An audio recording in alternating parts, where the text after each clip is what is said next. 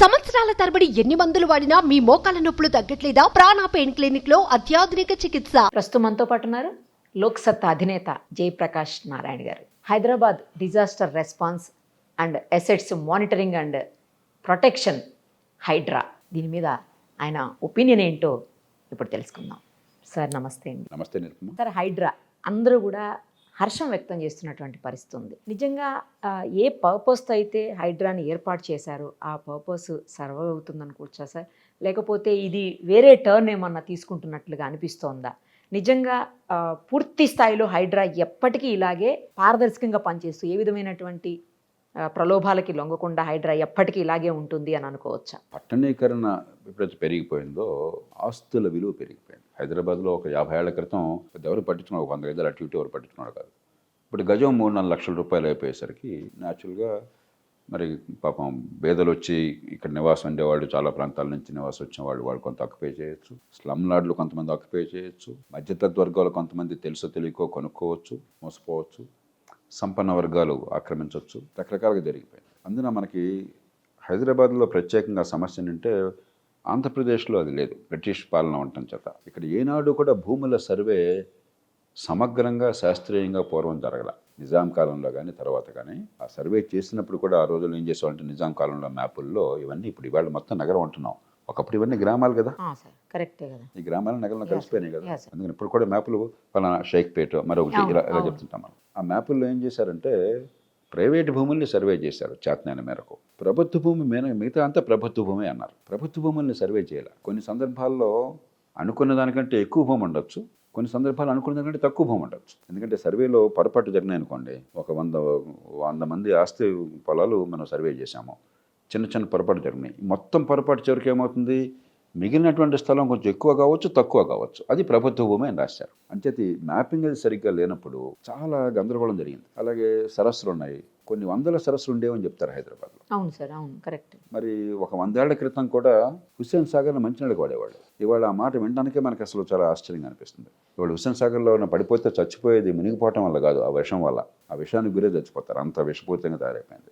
ఆ సూవేజ్ అంతా, దానిలో సూవేజ్ కానీ కెమికల్ కాలుష్యం కానీ రసాయన పరిశ్రమల నుంచి వెళ్ళేది కానీ అంతా మొత్తం కలిసి దానిలో చేరేసి ఒక విషయంగా మార్చిపారేసి మరి ఈ 100 లేక్స్ కాలక్రమేణా మరి దానిలో కొన్ని ప్రైవేట్ లేక్స్ ఉన్నాయి, కొన్ని ప్రభుత్వాన్ని ఉన్నాయి. ఇప్పుడు చివరికి మిగిలింది 169 ఎన్నో పర్యవేక్షిస్తున్నారని చెప్తున్నారు. మరి దానిలో కూడా ఈ పెద్ద లేక్స్లోనే ఉదాహరణకు హుస్సేన్ సాగర్లో 30-40% ఆక్యుపై చేశారని చెప్తున్నారు. గతంలో ఉన్నతాధికారులు కొందరు ఆ రోజుల్లో 30 ఏళ్ల క్రితం కూడా నాకు చెప్పేవారు.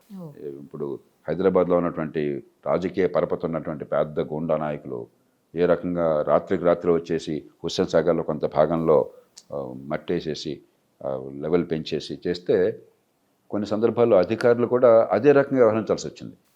రాత్రికి రాత్రే 100 లారీలు పెట్టి 1000 మందిని పంపించేసి వస్తాదుల్ని మొత్తం తవ్విపారేసి నీళ్ళలో కలిపేశారు. ఇంకో రకంగా రక్షించుకోవడం సాధ్యం కాని పరిస్థితి వచ్చింది. ఎందుకంటే అదే పనిగా మీరు డంప్ చేయటము, అదంతా పూడిపోవటము, దాన్ని ఆక్యుపై చేసేసుకోవటము.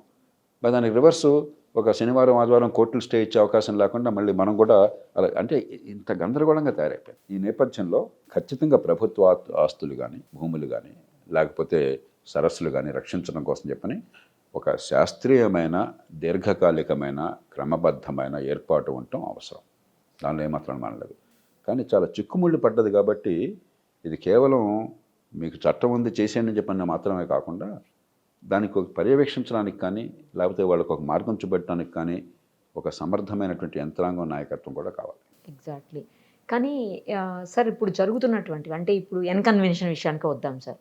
ఎన్ కన్వెన్షను మేము రూల్స్కి వ్యతిరేకంగా కట్టలేదు అని చెప్పేసి నాగార్జున గారే స్వయంగా స్టేట్మెంట్ ఇచ్చారు. కోర్టుకి వెళ్ళి ఆయన స్టే కూడా తీసుకొని వచ్చారు. బట్ అప్పటికే కూల్చివేసేశారు. అక్కడ కనుక రియాలిటీ ఉంటే మీరు అంటే ఏమన్నా ప్రాబ్లం ఉంటే కూల్చుకోండి అని ప్రభుత్వం చెప్పింది, సేమ్ టైము కోర్టులు కూడా చెప్పినటువంటి పరిస్థితి. మరి ఇప్పుడు ఏది రైటు ఏది రాంగు అనే అందుకని ఇప్పుడు మనకి చిక్కుముళ్ళు పడ్డ సమస్య. నేను చెప్పాను కదా, మ్యాపులు సరిగ్గా లేవు గతంలోనూ. సరస్సుల్లో కూడా కొన్ని ప్రైవేటు కొన్ని ప్రభుత్వం అనే ఉన్నాయి. 169 సరస్సుల్లో ఆ సరస్సుల్లో హుస్సేన్ సాగర్లో 40% ఆక్యుపై చేశారని మిగతా సరస్సులో కూడా చాలా కాలం పూర్తి చేశారు. నేను శాసనసభ్యుడిగా కూకట్పల్లిలో ఉండగా అక్కడ చాలా ఉండే లేక్స్ తలప్రాణం తక్కువచ్చింది నాకు. ప్రభుత్వ యంత్రాంగాన్ని కదిలించి ఆ లేక్స్ని సర్వే చేసి అక్కడ దానికోసం డబ్బులు ప్రత్యేకంగా కేటాయించి లేక్స్కి కంచెలు వేయించడం కోసం చెప్పాను, ఫెన్స్ కట్టించడం కోసం చెప్పాను. సహకరించేవాళ్ళు కాదు, ఎందుకంటే యంత్రాంగం లాలూచి పడింది. అదే సార్, ఎస్. రాజకీయ పార్టీలు ఎన్నికైన నాయకత్వం పార్టీలకు అతీతంగా లాలూచిప్పుడు మన కార్యకర్త తీసుకురా ఇలా జరిగింది. కాబట్టి చిక్కుముళ్ళు చిక్కుముళ్ళు అని చెప్పాను. చిక్కుముళ్ళు ఇవ్వటం అనేది ఒక్కరోజు ఆషామాషిగా జరిగే పని కాదు. నేను ఒక చిన్న ఉదాహరణ చెప్తాను. మీకు అడపదడప హైదరాబాద్లో వర్షం వస్తే వరదలు వస్తుంటాయి. అవును. మామూలుగా ఒక నగరంలో, అందున ఈ ఎగుడు దిగుడు ఉంటున్న నగరంలో వరదలు ఉండకూడదు, ఎందుకంటే డ్రైన్ అయిపోయి మూసిలోకి వెళ్ళిపోవాలి, మూసి నుంచి కృష్ణలో కలిసిపోతుంది. అంటే ఏంటి, మీరు డ్రైనేజీని అడ్డుకుంటున్నారు. డ్రైనేజీని అడ్డుకుంటే వర్షం కురిస్తే మరి వర్షం నీళ్ళు ఏమవుతాయి, మరి నీళ్ళు పోవాలి ఎక్కడో చోటకి వరద వస్తుంది. ముఖ్యంగా ఆ ముంపుకు గురయ్యేది పేద ప్రాంతాలు, లోతట్టు ప్రాంతాలు, పేద ప్రాంతాలు. దీనిలో తెలివితేటలు అక్కర్లేదు. అది జరిగిన తర్వాత మనం అంతా లబలబలాడుతున్నాం. జరగకుండా ఆపాలని ప్రయత్నం చేయట్లేదు నేను. నాకు ఇది అనుభవం ఉంది. గోదావరి జిల్లాలో నేనే ఈ వరల్డ్ బ్యాంక్ ప్రాజెక్ట్ని చెన్నారెడ్డి గారికి నేను నచ్చచెప్పి, ఆయన వరల్డ్ బ్యాంక్ని నచ్చచెప్పి వరల్డ్ ప్రాజెక్ట్ తీసుకొచ్చి ఆ కృష్ణా గోదావరి డెల్టాల్లో వర్షం కురిసినా కూడా వరదలు రాకుండా డ్రైనేజ్ వ్యవస్థను బాగు చేశాం. కాబట్టి నేను ఆ అనుభవంతో నేను చూస్తే కొన్ని చోట్ల డ్రైన్ మీద ప్లాట్ఫామ్ కట్టి డ్రైన్ పూర్తిగా కవర్ చేస్తూ, ఏదో డ్రైన్ ఒక అడుగు 2 అడుగులు వచ్చారు తర్వాత చూద్దాం, కొన్ని సందర్భాల్లో కొంచెం చూస్తుంటే వదిలేయచ్చు, కొన్ని సందర్భాల్లో పట్టించుకోవచ్చు, తర్వాత చూద్దాం. డ్రైన్ మీద ప్లాట్ఫామ్ కట్టేసి 3 అంతస్తుల బిల్డింగ్ డ్రైన్ మీద, మీకు డ్రైన్ లేదు అక్కడ కనిపించదు. నేను ఇది లాభం లేదని ఇలాంటివన్నీ గుర్తించి మున్సిపల్ కమిషన్ ఆ రోజుల్లో హైదరాబాద్లో ఒక సమర్థమైన మనిషి ఉండేవాడు. ఆయన మున్సిపల్ కమిషన్, ఆ మున్సిపల్ వ్యవహారాల్లో ఉన్నత విద్య కూడా పొందాడు ఇతర దేశాల్లో. ఆయన నా శిష్యుడు, నా దగ్గర గతంలో పనిచేసిన అధికారి, సమర్థుడు. నేను ఆయనకు చెప్పాను, స్థానిక అధికారులు చేయలేరు, ఈ సర్కిల్ స్థాయిలో వీళ్ళకి రాజకీయ ఒత్తిళ్ళు ఉంటాయి, కాబట్టి మీరు హైదరాబాద్ నగరపాలక సంస్థ నుంచే ఒక స్క్వాడ్ని పంపించి ఒక శనివారం ఆదివారం మళ్ళీ కోర్టులు స్టేలు గొడవలు లేకుండా మిగతావన్నీ తర్వాత చూద్దాం. నేను ఏదో అక్కడ పేదలు ఇళ్ళు కట్టుకుంటే తీసేమని అవి నేను మాట్లాడట్లా. ఇలాంటి డ్రైన్లు అడ్డుకున్నటువంటివన్నీ కూడా నిర్దాక్షిణ్యంగా కట్ చేశాను. అక్కడ మళ్ళీ వేరే ఉండకూడదు. ఒక డ్రైన్ కానీ రోడ్డు కానీ, వాటర్ కోర్స్ని రోడ్ని అడ్డుకుంటే ఇంకా పరిపాలన ఉంటుంది. దానికి స్పష్టమైన అధికారాలు ఉన్నాయి మనకి. రెవెన్యూ అధికారులకు ఉన్నాయి, మరి మున్సిపల్ అధికారులకు ఉన్నాయి. అంటే ఆయన స్పందించి పక్కాగా ఎక్సర్సైజ్ చేసి ఒక శనివారం ఎప్పుడో పంపించి టకటక్క కొట్టేయడం మొదలెట్టాడు. ఇది పూర్తిగా డ్రైన్లు అడ్డుకుంటున్నటువంటి కట్టడాలు. పార్టీలకు అతీతంగా అందరు కార్పొరేటర్లు, అందరు ఎమ్మెల్యేలు కలిసిపోయారు. రోజు పార్టీలు తిట్టుకుంటుంటాయి, అదే సార్, ఈ విషయంలో మాత్రం అందరూ ఏకమైపోయారు. అందరూ కలిసి వెంటనే దాన్ని ఆపించారు. మున్సిపల్ కమిషనర్ కూడా పై వాళ్ళకి లోబడిన అధికారి కదా, మంత్రులు ముఖ్యమంత్రుల మాట కాదని అవకాశం లేదు కదా, వాళ్ళకి చట్టబద్ధంగా అధికారం ఉంది కదా, నువ్వు ఆపు అని చెప్పి అధికారం ఉంది కదా. వారం రోజుల్లో అధికారిని ట్రాన్స్ఫర్ చేశారు. నగరంలో డ్రైన్లని ఆపు చేస్తూ, డ్రైన్లని అడ్డుకుంటూ వచ్చిన కట్టడాలు తొలగించడానికి ప్రయత్నం చేస్తే మీరు తట్టుకోలేకపోయినారు. ఇవన్నీ మనం చేసిన స్వయంకృత అపరాధాలు ఇంతకాలంగా. అట్లాగే ఎన్నో చోట్ల నేను చూశాను, కుకట్పల్లిలోనూ చూశాను, అన్ని చోట్ల ఉంటుంది అది. మరి బ్రహ్మాండమైనటువంటి కొత్త భవనాలు వస్తున్నాయి, రెసిడెన్షియల్ కాంప్లెక్స్లు, కొన్ని అపార్ట్మెంట్ కాంప్లెక్స్లు, చాలా 15 అంతస్తులు 19 అంతస్తులు బ్రహ్మాండంగా వస్తున్నాయి, చాలా అందంగా చేస్తున్నారు. ఎక్కడన్నా వాటికి సివరేజ్ సిస్టమ్ ఉందా? హైదరాబాద్లో ఈనాటికి కూడా 8 లక్షల ఇళ్ళకి మాత్రమే సివరేజ్ ఉంది. 1 కోటి జనాభా దాటిందని మీరే చెప్తున్నారు. ఇంటికి 45 వేసుకుంటే 20-25 లక్షల ఇళ్ళు ఉంటాయి కదా, 8 లక్షల ఇళ్ళకే సివరేజ్ ఉంది, సివర్ కనెక్షన్స్ ఉన్నాయి. మిగతా ఏమవుతుంది, ఎస్టీపీ అంటారు పేరుకి, ఏదో లెక్క కోసం అని చెప్పని కాగితం మీద రూల్ ఉంది కాబట్టి ఎస్టీపీ పెట్టి చూపెడతారు. ఎస్టీపీలోకి సివేజ్ వెళ్ళి అక్కడ సివేజ్ ట్రీట్మెంట్ జరిగిందని చెప్పి అన్నది ఆ అపార్ట్మెంట్ కాంప్లెక్స్లో 190 సందర్భాల్లో కల్లా. లేక్స్ ఉన్నాయి కదా, పక్కన లేక్కి పైప్ పంపించేస్తారు, లేక్లోకి వెళ్ళిపోతాయి. ఆ లేక్ నీళ్ళని హుస్సేన్ సాగర్ అయిపోతాయి కూకట్పల్లి నాలా నుంచి. ఇది మనకు తెలియదా జరుగుతుందని? 1 కోటి జనాభా ఉన్నప్పుడు, 1.5 కోటి జనాభా ఉన్నప్పుడు, 1 కోటి జనాభా దాటినప్పుడు 8 లక్షలకే సివేజ్ కనెక్షన్స్ మీ లెక్కల్లోనే ఉన్నాయిగా. నేను నా సొంత మాట చెప్పట్లా, ఇది ప్రభుత్వం లెక్కల్లోనే, ఇది ప్రభుత్వం వారి స్టేట్మెంట్, నా దగ్గర కాదు. అంచేత ఇవన్నీ అవసరం. నేను చెప్పేది ఏంటంటే, ఏదో మన దేశంలో ఆర్భాటంగా మొదలెట్టడం, 4 రోజులు ప్రచారం, కొంత హడావిడి అయిపోయిందనుక మనం నిద్రపోవటం, ఇలా కాదు. దీర్ఘకాలం చాలా నిర్లక్ష్యానికి గురైనాయి. కాబట్టి దీర్ఘకాలం పద్ధతి ప్రకారం చేయాలి. దానిలో నిజంగా డ్రైన్లు అడ్డుకునేవి, లేకపోతే ఈ సూవేజ్ని లేక్స్లోకి పంపించేవి, అంటే మన కాలుష్యాన్ని పెంచేవి కానీ, లేకపోతే వరదల్ని పెంచేవి కానీ, ప్రమాదం తీసుకొచ్చి కానీ హయ్యెస్ట్ ప్రయారిటీ చక్కటి నిర్దాక్షిణ్యంగా అక్కడ కోర్టులు కూడా అర్థమయ్యేది చెప్తే కోర్టులు ఒప్పుకుంటాయి. డ్రైన్లు అడ్డుకునేది ఆపి తీసేస్తున్నానంటే ఏ కోర్టు అడ్డుకోదు. అలాగే సూవేజ్ని లేక్స్లో పంపించకుండా ఆపుతున్నానంటే ఏ కోర్టు అడ్డుకోదు. అప్పుడు ఏమవుతుందంటే ప్రజల్లో వాతావరణం వస్తుంది, ఆ ఫలితాలు కనిపిస్తాయి. అప్పుడు క్రమక్రమంగా మీరు అంతా బాగు చేయలేరు. యా యా ఇన్నేళ్ళు 70 ఏళ్ల పాటు జరిగినటువంటి ఆక్రమణ కానీ మిగతా కానీ కొన్ని వేల మంది బేదలు కట్టుకున్న తర్వాత మీరేం చేయగలరు ఇప్పుడు? అవును సార్, కరెక్ట్. బేదలు కదా. ఢిల్లీలో బొంబాయిలో ధారావిలో కొన్ని లక్షల మంది ఉన్నారు. ఇప్పుడు ఆసియా ఖండంలోనే ప్రపంచంలో అతిపెద్ద స్లమ్ అని చెప్తారు. అవును సార్. 50 ఏళ్ళుగా ప్రభుత్వాలు తలబట్టుకుంటున్నాయి. ఇంతవరకు ఏం చేయలేకపోయినాయి. ఈ మధ్యకాలంలో మరి వాళ్ళని మల్టీ స్టోరీడ్ కాంప్లెక్స్లు కట్టి వాళ్ళకి ఇద్దామంటే వాళ్ళు ఒప్పుకోవట్లేదు. ఎందుకంటే నాకు ఏదో ఈ కింద 10 గజాలు ఉన్నా సరే కింద నాకు స్థలం ఉంది, పైన ఎక్కడో నువ్వు ఫ్లాట్ ఇస్తానంటున్నావు. మన దేశంలో చాలా సమస్యలు ఉన్నాయి. కాబట్టి మరి పద్ధతి ప్రకారం, ప్రయారిటీ ప్రకారం వెళ్ళాలి. దీర్ఘకాలం దాన్ని బాగు చేయడానికి సంకల్పం ఉండాలి. లేకపోతే మీరు మెయిన్ రోడ్ నుంచి, మీరు ఇక్కడ ఉన్నారు, మీరు మెయిన్ రోడ్ నుంచి కొంచెం లోపల దుర్గానగర్కి వెళ్ళండి, రోడ్డు చూడండి ఎలా ఉన్నాయి. ఇంకా అంతకంటే లోపలికి వెళ్ళండి, ఓపెన్ డ్రైన్లు, వర్షం వస్తే అంత ఉంటుంది, మలమూత్రాలు కనిపిస్తూ ఉంటాయి, అక్కడ జంతువులు కళాపరాలు కనిపిస్తుంటాయి, దోమలు మూగుతూ ఉంటాయి. మన కారు వెళ్ళాలంటే కారుకి ఇక్కడ మ్యాన్ హోల్ మిగతా గందరగోళంగా ఉంటాయి. అక్కడికి వెళ్తే నరకంగా ఉంటుంది. మన నగరంలో జరుగుతుంది. మనకి నగర పరిపాలనని, స్థానిక పరిపాలనని పూర్తిగా నిర్లక్ష్యం చేసి ప్రజలతో సంబంధం లేకుండా మనం చేస్తే ఎక్కువ కాలం నడవు. ప్రజలతో సంబంధం ఉండాలి. అధికార వికేంద్రీకరణ. ఈ మొత్తం గొడవలో ఎక్కడన్నా హైదరాబాద్ మేయర్ పేరు విన్నారా మీరు? No sir. మీరు నన్ను అడిగితే మేయర్ పేరు నేను చెప్పలేను. ఎందుకంటే పెద్ద ఎవరున్నారో మనకు అనవసరం. నిరర్ధకులను చేసాం. ఎట్లా అవుతుంది అది? హైదరాబాద్లో ప్రజల భాగస్వామ్యంతో వీళ్ళందరినీ భాగస్వాములుగా చేసి వీళ్ళు తప్పులు చేస్తే జవాబుదారితనం మీరు పట్టుకోండి. వీళ్ళు తప్పులు చేయడం దాంట్లో తప్పులు ఖచ్చితంగా చేస్తారు. ఎందుకంటే మీరే అలాంటి వాతావరణాన్ని సృష్టించారు. హైదరాబాద్ నగరం చేయాల్సిన పని అసలు రాష్ట్రంలో తారపాటం ఏంటి? అక్కడే మనం ఫెయిల్ అయిపోయినాం. మనం ఏదో వినడానికి చాలా బాగుంటుంది. ఇలాంటివి ఏమవుతాయంటే చివరికి ఒక వారం రోజులు పోతే హడావుడికి కల్పిస్తుంది. తర్వాత అందరూ మర్చిపోతారు, మళ్ళీ మామూలే యథాస్థితి. ట్రాఫిక్ ఉన్నది, మీకు ఒక్క చోటన్నా సరే ట్రాఫిక్ రూల్స్ గట్టిగా పాటించి ఏర్పాట్లు చేస్తామని చెప్పగలరా మీరు?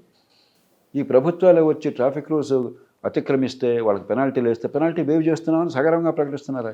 3 రోజుల క్రితం లోక్సత్తాలో నాకు ఆప్తుడు, వాడు తండ్రి గారు పాపం స్కూటర్ మీద వెళ్తూ ట్రాఫిక్ రూల్స్ పట్టించుకోవట్లేదు కాబట్టి హెల్మెట్ ఉంది, హెల్మెట్ నిప్పు పెట్టుకోకుండా ఆ స్కూటర్ మీద పెట్టుకున్నాడు. ఓకే. వెళ్ళి అక్కడ కలర్ స్తంభాన్ని కొట్టాడు. ఆయన ప్రాణం పోయింది, నిండు ప్రాణం పోయింది. తప్పు ఖచ్చితంగా మనది ఉంది, ప్రమాదం గురైతే. కానీ రూల్ అయితే ఉంది, కానీ రూల్ని మీరు కూడా రూల్ని ఎన్ఫోర్స్ చేయట్లేదు కదా.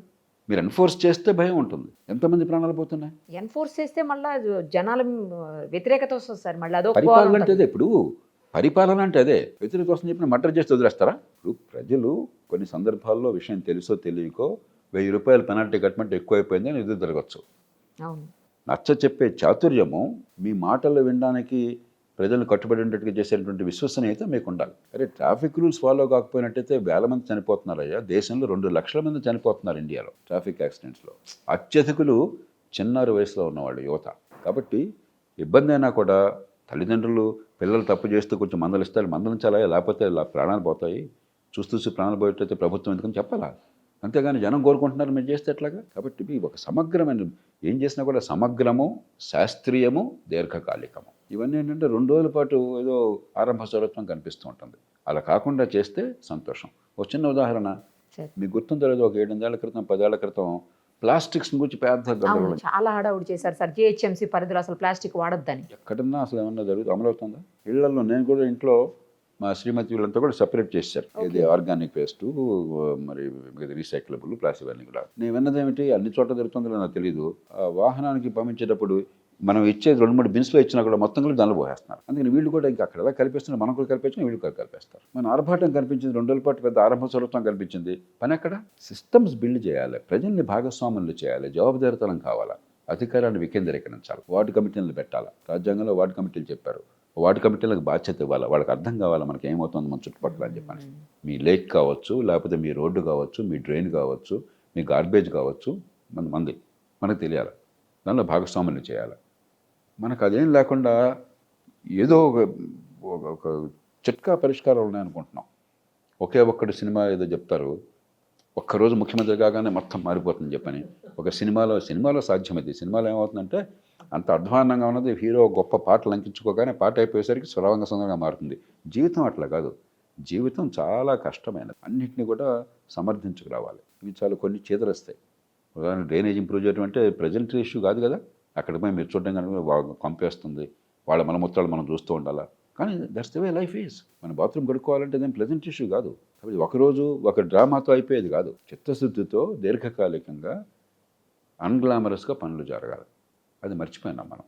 మర్చిపోయి ఒక్కరోజు 2 రోజులు ఆర్భాటాలు చేస్తున్నాం, మళ్ళీ మామూలు అయిపోతాం. కానీ అసలు ఇంతకుముందు ఏ ప్రభుత్వాలు చేయనటువంటి ఒక డేరింగ్ స్టెప్ ఈ గవర్నమెంట్ వేసింది, రేవంత్ రెడ్డి గారు తీసుకున్నారని అయితే నడుస్తూ ఉంది మంచి సార్. ప్రయత్నాన్ని నేను అభినందిస్తాను. కానీ నేను చెప్పేది సమగ్రము, శాస్త్రీయము, దీర్ఘకాలికము, సమన్వయము.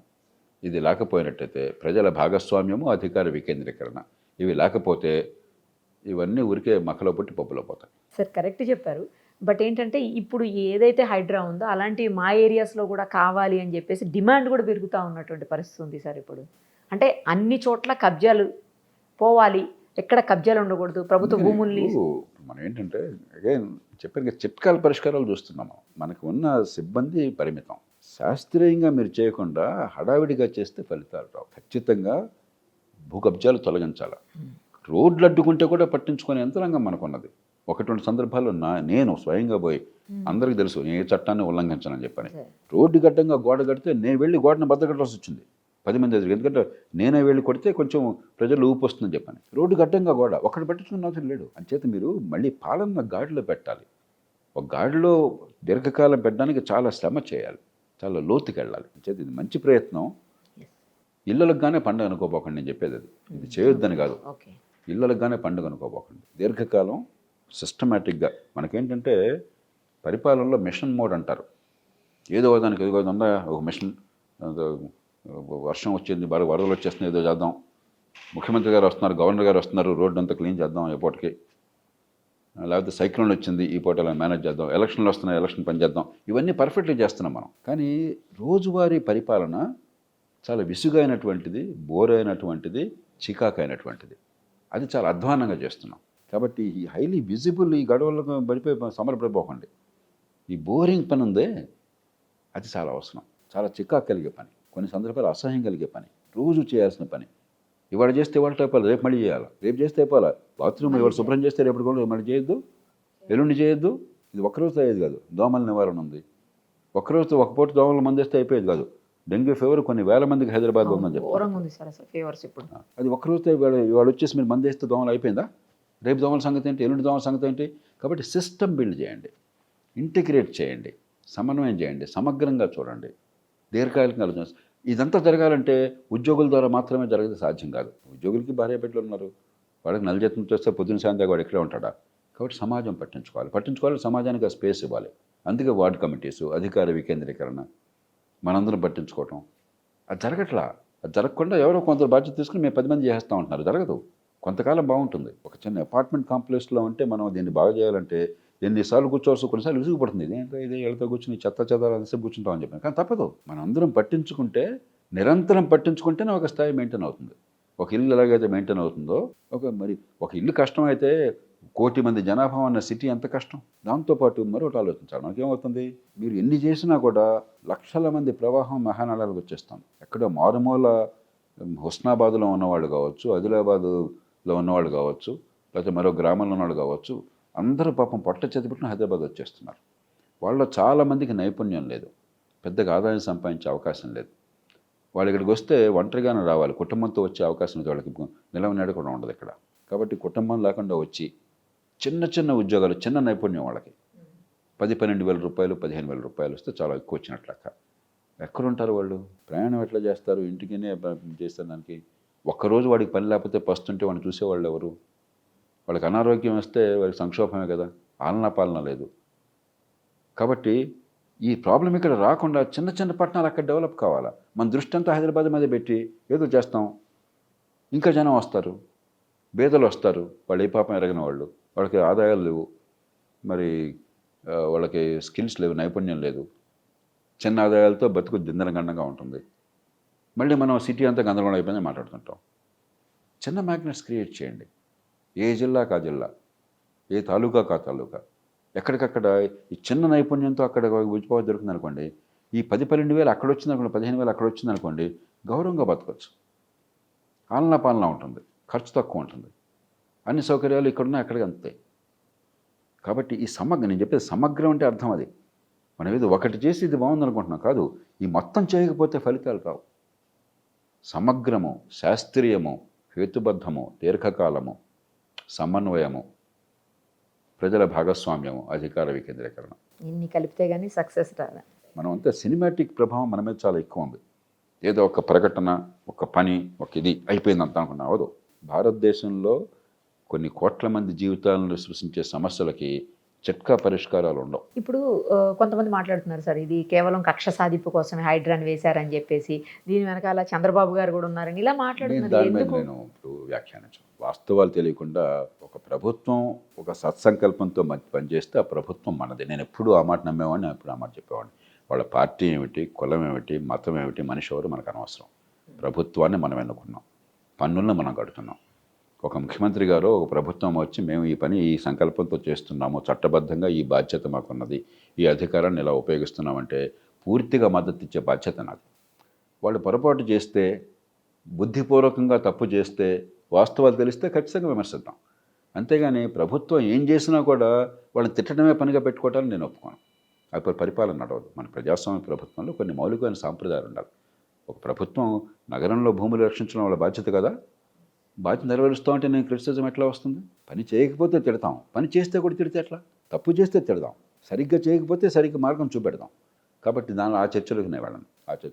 అలాగే ఇండివిజువల్ కేసులు, నాగార్జున గారి ప్రాపర్టీ మరొకటి కోర్టులు తెలుస్తాయి, తనకు పద్ధతి ఉన్నది, నాకు వాస్తవాలు తెలియవు. కాబట్టి నేను దానిలో జోక్యం చేసుకోను. నేను చెప్పేది బ్రాడర్ ఇష్యూ, మనం ఏ రకంగా నగరాన్ని మనం బాగు చేసుకోవాలని చెప్పిన విషయం. ఇప్పటికే ఎన్ని లోపాలు ఉన్నా కూడా తలమానికైన నగరం హైదరాబాద్, మనం గర్వపడే నగరం. ఎగ్జాక్ట్. చంద్రబాబు నాయుడు గారి పుణ్యమా అని చెప్పని, తర్వాత రాజశేఖర్ గారి పుణ్యమా అని చెప్పని, తర్వాత మళ్ళీ కేసీఆర్ గారి పుణ్యమా అని ఖచ్చితంగా హైదరాబాద్ నగరానికి మంచి సౌకర్యాలు అనుకుంటున్నాయి. మన దేశంలో పరిస్థితులు చూస్తే చాలా లోపాలు ఉన్నా కూడా. అయితే మిగతా కూడా బాగు చేస్తే, ఈ డ్రైనేజ్ కానీ, వాటర్ సప్లై కానీ, 40 పాళ్ళు ఇప్పుడు హైదరాబాద్ నగరానికి వస్తున్న వాటరు పక్కన గోదావరిని, కృష్ణా ఉండటం చేత, పుష్కలంగా నీళ్ళు ఉండటం చేత, మీరు ఒక లండన్ నగరానికి ఎంత నీళ్ళు వస్తాయో తలసరి, ఒక ప్యారిస్కి ఎంత వస్తాయో, న్యూయార్క్ ఎంత వస్తాయో అన్ని నీళ్ళు వస్తున్నాయి ఇక్కడ. ఓకే. వీళ్ళకి అందుతున్నాయి పూర్తి స్థాయిలో. ఏ వీధికైనా వెళ్ళండి, ఇక్కడితో సహా వారానికి ఒకసారి మంచినీళ్ళు బంద్ అంటారు. ఏదో ఇక్కడ బోర్వెల్ ఉంది, మాకు వాటర్ హార్వెస్టింగ్ చేస్తున్నాము, నేలకు ఇబ్బంది లేదు, కానీ మంచినీళ్ళు బంద్ అంటున్నారు. ఏమవుతుంది? 40% నీళ్లు వచ్చినన్ని ఇంత కొన్ని వందల కోట్ల రూపాయలతో పంపు చేసి ఇక్కడ తీసుకొచ్చి ఇక్కడి నుంచి మూసిలోకి పంపించేస్తున్నాం. మీరు అది చేయకుండా వేల కోట్ల పథకం గురించి మాట్లాడతారు మీరు. నాకు ఆ నీళ్లు సద్వినియోగం డిస్ట్రిబ్యూషన్ సిస్టమ్ లేకపోతే ఏం ఉపయోగం? అలాగే ఈ సూవేజ్ ఇందాక అనుకున్నాము, మీరు 8 లక్షలకే ఉన్నది, అది కూడా తర్వాత ట్రీట్మెంట్ ఎట్లా అవుతుందో అంబర్పేటలో మరో చోట నాకు తెలియదు. అది అసలు సూవేజ్ లేకుండా సూవేజ్ అంతా కూడా మీరు సరస్సులోకి పంపించి అక్కడి నుంచి హుస్సేన్ సాగర్ పంపించి అక్కడి నుంచి మళ్ళీ మూసిలో పంపిస్తున్నారు. నాకు నరకంగా ఏమవుతుంది, దోమల రాక ఏమవుతాయి, జబ్బుల రాక ఏమవుతాయి? ఇవన్నీ ఒక్క స్టేట్మెంట్తో వచ్చాయి కాదు, ఒక ఆర్గనైజేషన్తో వచ్చాయి కాదు, సిస్టమేటిక్గా బిల్డ్ చేయాలి. అది లేకపోతే ఏదో కొన్ని బాగున్నట్టు కనిపించిన తాత్కాలికం, అది మిగతా బాగుపడవు, నగర జీవనం నరకంగా మారుతుంది చాలామందికి. Thank you sir, thank you so much. Suman టీవీలో మీ పర్సనల్ అండ్ బిజినెస్ ప్రమోషన్స్ కోసం కింది నెంబర్కి కాంటాక్ట్ చేయండి.